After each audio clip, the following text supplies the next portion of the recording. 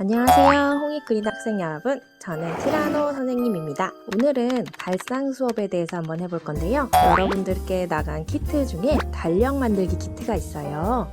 달력 만들기 키트에 보면 각 장마다 숫자가 써 있는데요.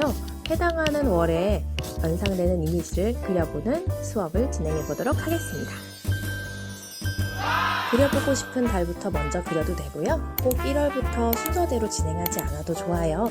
그래서 자기 생일 있는 달이나 엄마 아빠 생일이 있는 달이라든지 아니면 크리스마스나 설날, 추석과 같은 큰 행사가 있는 달을 먼저 그려도 좋습니다. 선생님, 이 달은 아무 생각도 나지 않는데요? 라고 질문이 든다면 이렇게 한번 해보는 건 어떨까요? 먼저 우리는 숫자의 닮은 꼴을 이용하는 것이기 때문에 닮은 꼴을 어떻게 표현할 건지를 먼저 정해야 합니다. 정할 때 주인공을 사람, 동물, 식물, 사물로 분류해서 먼저 생각을 해보기로 해요. 이 네 가지 분류로 나눌 때 먼저 작게 연상되는 형태부터 시작을 해보는 게 좋습니다. 이를테면 사람이라고 하면 얼굴에서 닮은 곳이 있는 경우, 혹은 몸통에서 전체적인 행동에서 닮은 꼴이 있는 경우, 그리고 한 명이 아닌 여러 명이 있는 경우를 생각해주면 더 좋겠죠? 이렇게 구체적인 사물이나 인물, 동물, 식물로도 표현이 되지 않을 때는 질감이나 환경을 활용하는 것도 좋습니다.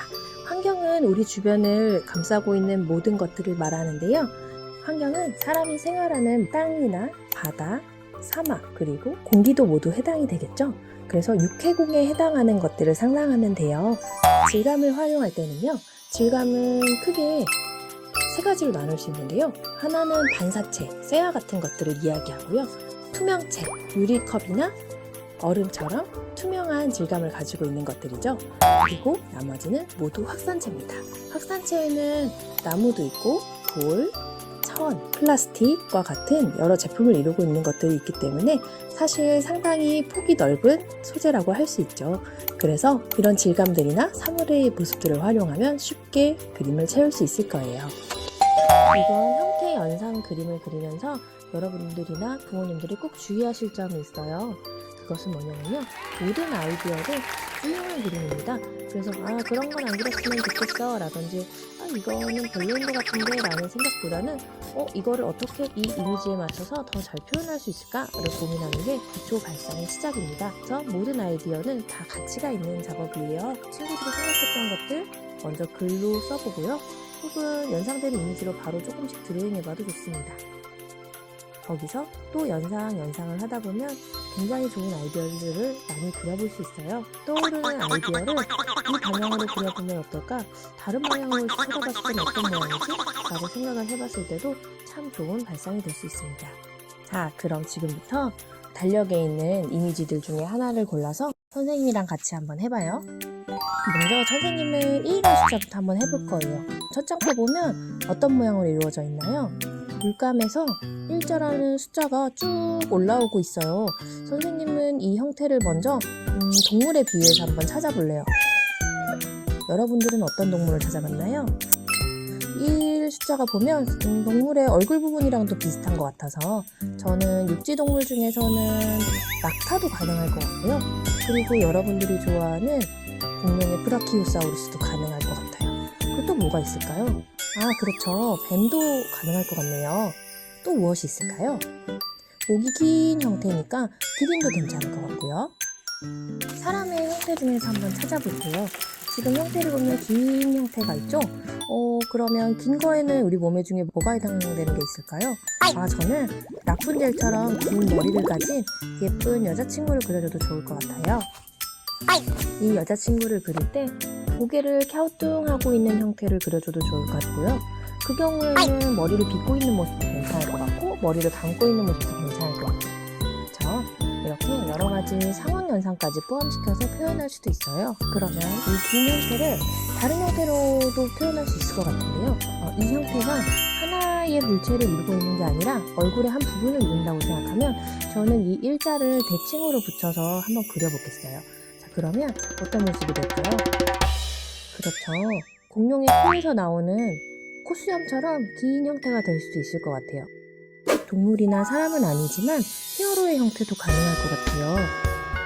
여러분들 알라딘 보신 적 있으신가요? 알라딘에 나오는 지니의 형태처럼 물감에서 쑥 튀어나오는 히어로의 모습도 괜찮을 것 같아요.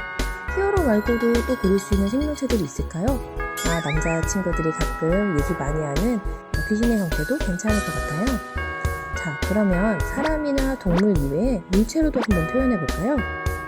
손가락을 까딱하듯이 앞쪽이 살짝 구부러져 있는 긴 형태이기 때문에 저는 이거를 크리스마스 트리에 거는 지팡이 모양도 괜찮을 것 같고요. 우리가 먹는 식품에 있는 여러 가지 소스 형태도 괜찮을 것 같아요. 1차를 케첩으로 하고 뒤에 큰 핫도그를 그려줘 봐도 참 재밌을 것 같네요. 이렇게 연상되는 형태가 있을 때는 바로 생각나는 대로 그려보는 것도 좋아요. 연필로 먼저 스케치를 한 다음에 색연필이나 사인펜, 집에 있는 재료들로 예쁘게 꾸며주면 됩니다. 자, 이번에는 몇 장 뒤로 넘어가서 4라는 숫자를 한번 해볼게요. 4라는 숫자를 처음 봤을 때는 한 번에 언뜻 떠오르는 모양이 없을 수도 있어요. 자, 그럴 때는 어떻게 하라고 했죠? 선생님이 환경과 질감으로 표현해도 좋다고 했죠? 우리 먼저 4월에 어울리는 이미지를 먼저 떠올려 보도록 해요. 4월은 무얼 하는 날이죠?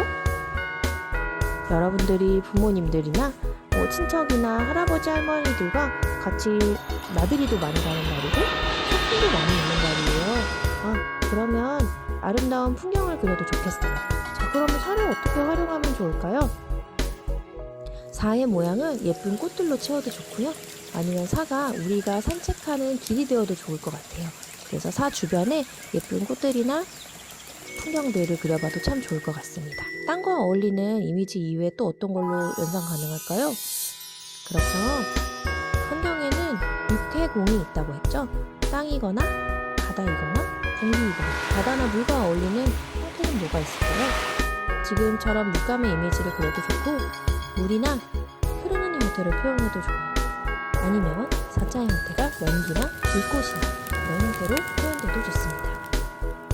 그거 말고 다른 거 하고 싶어요? 라는 생각이 들면 작은 형태로 큰 형태를 이루고 있는 것들을 생각해보면 되는데요. 여러분들이 가지고 오는 퍼즐이나 모자이크 롤처럼 이런 작은 형태로 모양을 만들어도 좋습니다.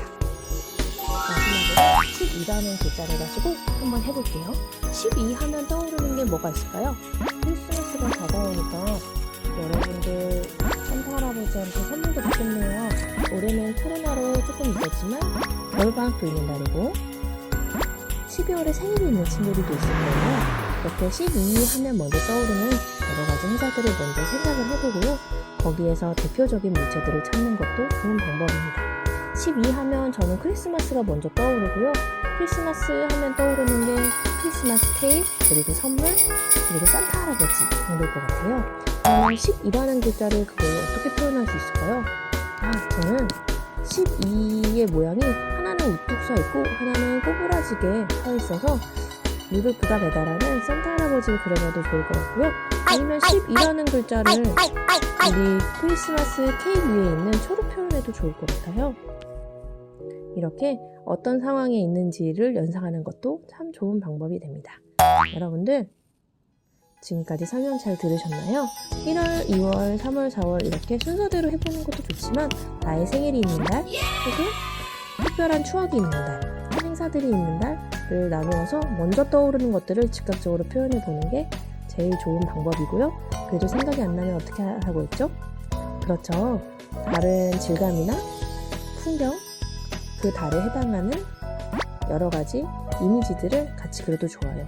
그래도 아무 생각이 나지 않는다면 그 숫자 자체로도 그 모양 자체로도 아름다우니까 그 모양에 본인들이 꾸며보고 싶은 여러 가지 디자인으로 문양을 그려봐도 좋습니다.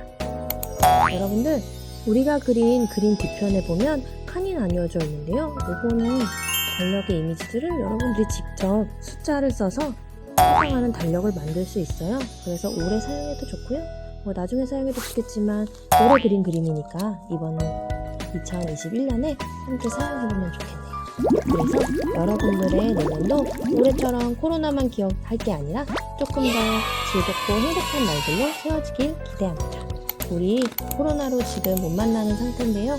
나중에 긴 휴원이 끝나면 여러분들과 즐겁게 다시 학원에서 더 쉽게 발상 한번 해보도록 해요. 오늘 발상은 전체적으로 정리를 한번 해주는 영상이라서 조금 설명이 부족하지만 다시 여러분들과 이런 기초 연상 발상부터 그리고 대비대조 역설과 같은 다른 광고적 기법을 사용하는 발상까지 더 즐겁게 수업해보면 좋겠습니다. 여러분 오늘도 행복하시고요. 즐거운 한 해 되시길 바랍니다. 해피 뉴 이어!